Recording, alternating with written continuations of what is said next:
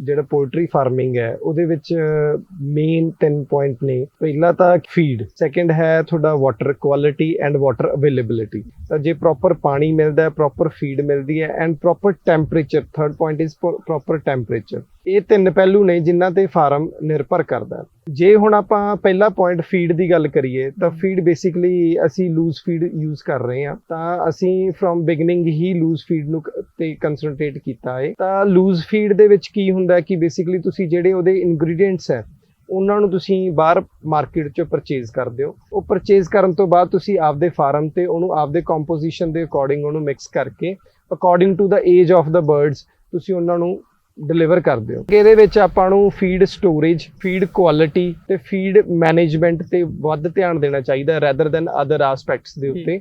ਜੇ ਆਪਾਂ ਇਸ ਚੀਜ਼ ਨੂੰ ਮੈਨੇਜ ਕਰਕੇ ਚੱਲਾਂਗੇ ਤਾਂ ਇਹ ਇੱਕ ਲਾਹੇਵੰਦ ਧੰਦਾ ਸਾਬਿਤ ਹੋ ਸਕਦਾ ਹੈ।